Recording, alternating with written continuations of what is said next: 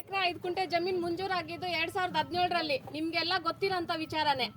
2017ರಲ್ಲಿ ಜಮೀನು ಮಂಜೂರಾದ್ರೂ ನಮಗೆ ಪೊಸಿಷನ್ ಬಿಟ್ಕೊಡ್ದಿರಾ ಅವರು ನಿವೇಶನಗಳನ್ನ ಮಾಡ್ಕೊಡ್ದಿರಾನೆ ಸೈಲೆಂಟ್ ಆಗ್ಬಿಟ್ರು.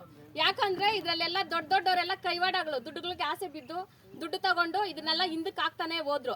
ನಾನು 2-3 ವರ್ಷದಿಂದ ತಾಲೂಕು ಆಫೀಸು ಡಿಸಿ ಆಫೀಸುಗಳೆಲ್ಲ ಓಡಾಡಿರೋದು ನಿಮ್ಗೆಲ್ಲ ಗೊತ್ತಿರೋಂಥ ವಿಚಾರನೇ.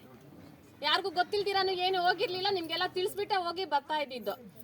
ನನ್ನ ಜೊತೆಲಿ ಇದ್ಕೊಂಡು ನನ್ನ ಜೊತೆಲಿ ಕೆಲಸ ಮಾಡ್ಕೊಂಡಿರೋರೆ ನಮಗೆ ಬೆನ್ನಿಗೆ ಚೂರಿ ಹಾಕೋ ಕೆಲಸ ಮಾಡಿದ್ರು. ಸೊ ನಾನು ಅದನ್ನೆಲ್ಲ ಹಿಂದಕ್ಕಿಟ್ಟು ಆಮೇಲೆ ಕೋಲಾರ ASSK ಸಂಸ್ಥಾಪಕರಾದಂಥ ಸಂದೇಶ್ ಅಣ್ಣವ್ರ ಹತ್ರ ಹೋಗಿ ಭೇಟಿ ಮಾಡಿ ಇದೆಲ್ಲ ವಿಚಾರ ತಿಳಿಸ್ದೆ.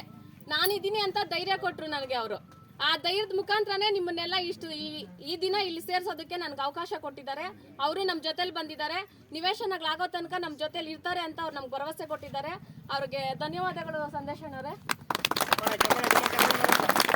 ಕೀರ್ತಿ ಚಿಕ್ಕದಾದರೂ ಮೂರ್ತಿ ದೊಡ್ಡದಂತ ದೊಡ್ಡವ್ರು ಆವಾಗಿಂದ ಹೇಳ್ಕೊಂಡು ಬರ್ತಾ ಇರ್ತಾರೆ ಗಾದೆ ಮಾತುಗಳು. ಅವೇನು ಯಾವುದು ಸುಳ್ಳಾಗಿಲ್ಲ. ಅವ್ರದ್ದು ಕೀರ್ತಿ ಚಿಕ್ಕದೇ ಆದ್ರೂ ಅವ್ರು ಮಾಡಿರೋಂಥ ಸಾಧನೆಗಳು ಅವೆಲ್ಲ ನಾವು ತಿಳ್ಕೊಬೇಕಂದ್ರೆ ಒಂದು ದಿನದಲ್ಲಿ ತಿಳ್ಕೊಳಕ್ ಆಗೋದಿಲ್ಲ. ಸೊ ಅವರು ನಮ್ಮ ಜೊತೆಯಾಗಿ ಬಂದಿರೋದಕ್ಕೆ ನಮಗೆಲ್ಲ ತುಂಬಾ ಖುಷಿ ಆಗ್ತಾ ಇದೆ. ಜೈ ಭೀಮ್.